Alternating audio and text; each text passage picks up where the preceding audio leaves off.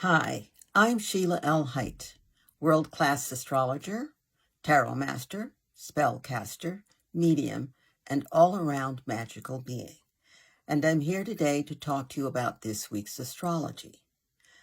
Whew, we made it through last week. So many major things happened. A full moon, Mercury went retrograde, Mars conjuncted Uranus. Oh, what else could it? Several other things. It was just intense, intense, intense. This week is a little bit better. I think there's a bit of calmness in the air, and in several places in the world, the temperature has even gotten a lot cooler. So let's enjoy that respite, and let's see what this week has for us. So we'll start with today, Monday, and remember that all of the aspects that I talk about have a 2 to 3 day period where they're really working. So took about 2 days so to get everything up to speed to today, and it'll take about 2 to 3 days for the release to happen. So we start with the sun, which is the life force, the sun, which is the heart, the sun, the creative or romantic source. And it's making an aspect to the planet Saturn. The aspect is a square. It is creating friction. There is friction between what we want to do, the sun, and what we have to do, Saturn. Saturn is responsibility. Saturn is discipline. Saturn is withholding if we don't do the things we're supposed to do. Saturn is also success. So if we do the things we're supposed to do, we have great success. So how do you handle a day like today and for the next couple of days? Well, there's objectivity and practicality versus emotions. Your emotions will not be winning this. This is about being objective and disciplined and practical.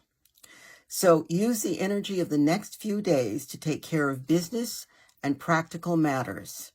This approach, business and practical matters, will prepare you for the next big aspect coming up, which is coming up on Thursday. And that aspect is the planet Venus, which will enter the sign Virgo. So Venus is the planet that rules women. It rules feelings, emotions. Venus also rules value, especially self-value. It rules healing, and it rules money. And Venus rules balance and harmony. It likes things balanced and harmonious. So Venus is going to be leaving the dramatic sign, dramatic sign of Leo, demonstrative Leo. And it's going to be entering the calm, placid sign of Virgo. When Venus leaves a dramatic sign like Leo and enters into an earth-based, practical sign like Virgo, it's like the temperature has dropped, which is a good thing. You'll want to express your love and affection by using practical means of expression and by offering services and just your all-around well-being to others. So it's less about I, which is very Leo, and all about us, especially you, when Virgo is involved. Please don't indulge yourself. This is important. Please don't indulge yourself in criticizing or overanalyzing your partner, your sense of self-value, or your creative efforts. The unfortunate aspect of Virgo is, the fortunate is, it's great at analyzing and critiquing. The unfortunate aspect is it can go overboard and overanalyze, make you crazy with that. And also it can go from critiquing to criticizing, which just tears people down and tears down whatever joy and constructive momentum you've built. So please avoid those sudden bouts of hypochondria that Venus in Virgo tends to bring. Hypochondria, yes. If you have a tiny little owie or an ache, or a big owie or an ache, with hypochondria, it can just become this sci-fi movie of all the possible things that could go wrong with you. So take deep breaths. If it's a headache, it's a headache. Deal with it. It is not necessarily the end of the world. and it is not necessary for you to go off the deep end. And I find that when planets are in Virgo, and Venus, which rules health, is in the sign of Virgo, which also has to do with health, that bouts of hypochondria are way too frequent. So deep breaths, take it, whatever it is. I take Tylenol or an aspirin if I have a headache. If that works for you, take a nap, lie down. Whatever it is, let's not make it overly Virgo dramatic.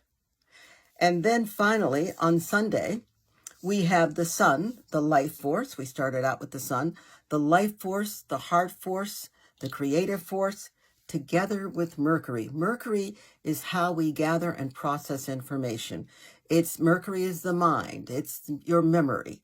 So this is a great aspect for making up your mind and getting things done, because your life force, the sun, is empowering your information gathering processes, Mercury. This will all help you understand your motivations, your thoughts, and your feelings. And as you understand your motivations, your thoughts, and your feelings, you have way more bandwidth, way more space to create what you want. And you also have a much more gentle, soft, lovely life, as opposed to the high drama of a fire sign Venus, which we had in Leo, or the intense windstorms of a fire sign Gemini that we had recently, and Libra that we'll be having soon. So enjoy the placid Virgo Venus, enjoy being calm, and have a great week. And remember, I am only one, but I am one. I cannot do everything, but I can do something. And I will not let what I cannot do interfere with what I can do. Bye.